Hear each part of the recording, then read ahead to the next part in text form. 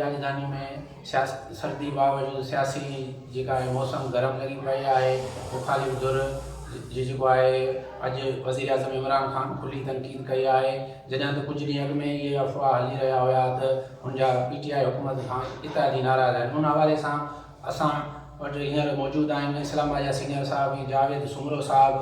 असां उन्हनि खां पुछंदासीं त जेको आहे त हुकूमत ऐं मुखालिफ़ धुर में जेका पंहिंजो सियासी जेका जंग आहे उहा किथे पहुती आहे। छा ईंदड़ कुझु ॾींहंनि में का तब्दीली जेका मुल्क जी सियासी पंहिंजो स्टेज ते मुतवक़ आहे या न आहे।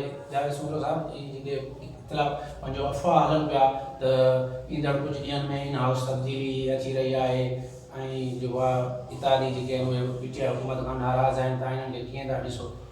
भाई बि ॻाल्हि इहा ई आहे त सभ खां पहिरियों वज़ीर आज़म पाण मौक़ो ॾिए थो ॻाल्हाइण जो, तनक़ीद करण जो। हिकु रियासत जे चीफ एग्ज़ीक्यूटिव खे तकरीबन पहिरियों न करणु घुरिजे। अञा बि वज़ीर आज़म इहो सम्झे त मां कंटेनर कयां, मज़े सां वेठो ॻाल्हाए थो ऐं फ्री स्टाइल में तक़रीर करणु मुनासिबु कोन्हे।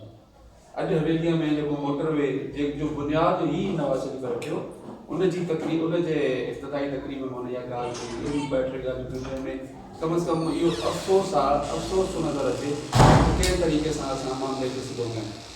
हाणे हुन हिकु त वज़ीर आज़म अदालतुनि खे इन्वॉल्व करण जी कोशिशि कई आहे, जेका न करणी घुरिजे। अदालत जो पंहिंजो कमु आहे। हा, हिनजी अॼु जो चीफ जस्टिस जी जॻह ते जेकॾहिं हुजे साकिब निसाब त शायदि पाण मराद नोटिस बि वठी छॾिया, पर हिन वक़्तु चीफ जस्टिस जेको आहे समझदार आहे, उहो सियासी मामलनि में नथो करे। हिन वक़्तु उनखे ज़बरदस्ती सियासत में घुसे वञण जी माना छा मक़सदु आहे? या त इमरान ख़ान अकेलो थी चुको आहे या इमरान ख़ान जी कोई ॿुधे कोन थो। इवन पंहिंजे कैबिनेट जा जेके माण्हू आहिनि काबीने जा, उहे बि हुनजा नथा ॿुधनि। बाक़ी रहियो ॿिया जेके इदारा आहिनि उहे बि हुनजी शायदि नथा ॿुधनि। तंहिं करे हुन अॼु बराह रास्त अदलिया खे इन्वॉल्व करण जी कोशिशि कई आहे त तव्हां अचो, करप्शन जे पैसे ते ॿियनि मामलनि ते तव्हां कमु कयो, असां तव्हांखे फाइनेंशियल ऐं मोरल सपोर्ट जेका बि असां तव्हांखे कंदासीं। इन खां पहिरियां कॾहिं बि कंहिं वज़ीर आज़म खे डायरेक्ट न आहे चयो। नंबर ॿी शइ त इमरान ख़ान जे पंहिंजे ई रवैये जे सबबु GDA हुजे, MQM हुजे या हिन सां गॾु ॿियूं जेके जमातूं हुन सां गॾु इत्तेहाद में शामिल आहिनि, उहे बि हुन नाराज़ आहिनि। उनमें न सिर्फ़ु हिनजी पंहिंजी ज़बान ऐं ॿियो जेको मेंबरनि खे जीअं माज़ी में हुकूमतूं सहूलियतूं ॾिनियूं हुयूं, हिन सहूलियतूं न ॾिनियूं।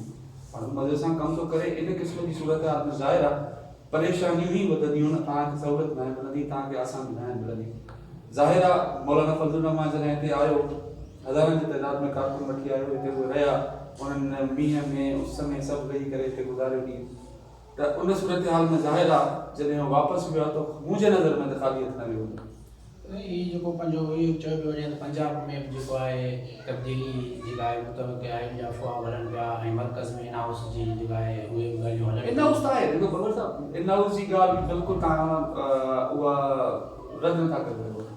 छो त 4 या 5 वोट मुंहिंजे ख़्याल में जिन ते हिननि जी हुकूमत बीठी आहे, उहे जेकॾहिं उहे 4 या 5 वोट या 2 ॿिया इन हाउस तब्दीली करे फ्लोर क्रॉसिंग कराए सघे थो, जीअं सेनेट में थियो, त हिन सां बि उहो थी सघे थो।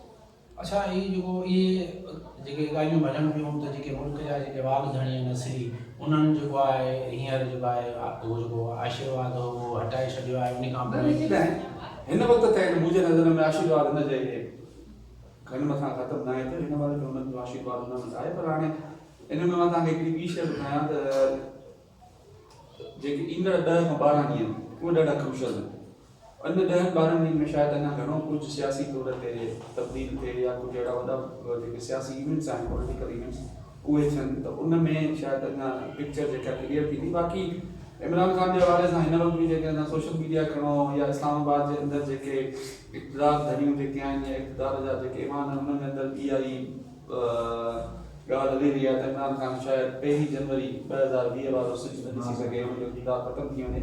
इहे फ़िलहाल अफ़वाहूं आहिनि ऐं मुंहिंजी नज़र में त हिन जे मथां अञा ताईं जेको इक़्तिदार जेके वाघ धड़ियूं आहिनि असुल पाकिस्तान में, उन्हनि जो हिन जे मथां आशीर्वाद ख़तमु न आहे। हिते मज़े सां वेठो आहे, हिन को परेशानी कोन्हे। जेकॾहिं परेशानी हुजे हा त ज़ाहिर आहे इन क़िस्म जूं तकरीरूं न करे हा ऐं इन्हनि तकरीरुनि मां ख़ैर ज़ाहिर आहे बचाए केरु थो हिनखे। इहो पाण त नथो बचे न, हिनजी एॾी पॉलिटिकल एॾी सम्झ कोन्हे त सियासी मामलनि में कीअं हलंदो आहे, सियासी मामलनि खे कीअं हलाइबो आहे, पंहिंजे इत्तेहादनि खे कीअं गॾु खणी हलंदो आहे। ऐं इन खां अलावा जॾहिं तव्हां सां इत्तेहादी हूंदा आहिनि, माज़ी में जेको असांजो तजुर्बो थियो आहे त माज़ी में इत्तेहादनि खे घणे में घणो नवाज़ियो वेंदो आहे त जीअं हुकूमत क़ाइमु रहे। हिन खे त ख़बर ई कोन थी पए त मूंखे करणो छा आहे। सिर्फ़ु हिकिड़ी पॉलिटिकल स्टेटमेंट ॾियणु ऐं हुनखे हिन हिसाब सां मामलनि खे अॻिते करणु, इहो अफ़सोस जहिड़ी ॻाल्हि आहे। ऐं मुंहिंजे नज़र में हिन वक़्तु बि जेकॾहिं असांजा व्यूअर्स आहिनि उन्हनि खे मां इहो ॿुधायां त जेको हिन अॼु बराह रास्त अदलिया खे इन्वॉल्व करण जी कोशिशि कई आहे, इहा मुंहिंजे नज़र में हिकिड़ी वॾो अफ़सोसनाक बयानु आहे हिन जो। त हिन हिसाब सां हुननि खे चयो आहे माना हीउ हर तरफ़ खां मायूस थी चुको आहे त हिन अल्टीमेट वञी करे सुप्रीम कोर्ट खे दरख़्वास्त कई आहे पंहिंजी तकरीर जे अंदरि तव्हां इन्वॉल्व थियो। सुप्रीम कोर्ट छो इन्वॉल्व थी हिन मामले में?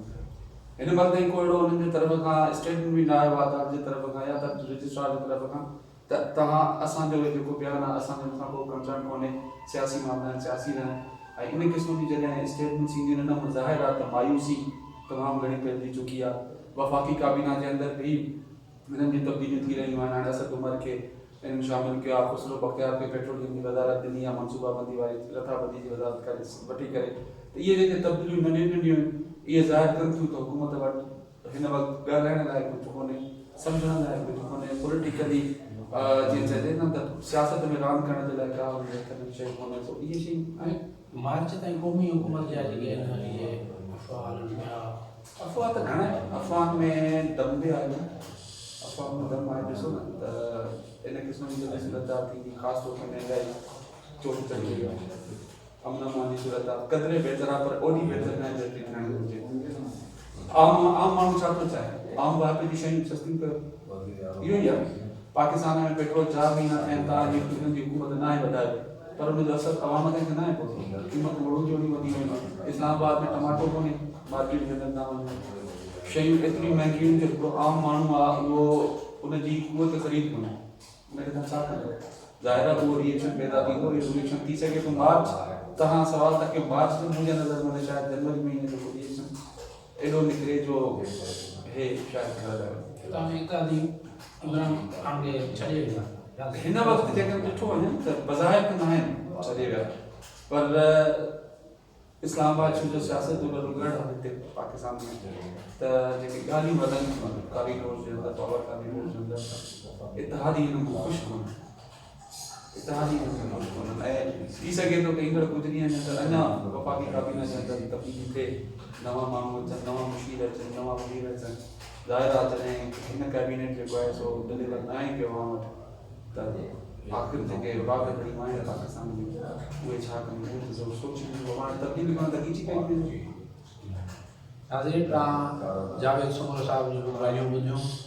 वरी ईंदड़ प्रोग्राम में मिलंदासीं। उनखां अॻु असांजो हीउ चैनल सब्सक्राइब करणु न विसारियो।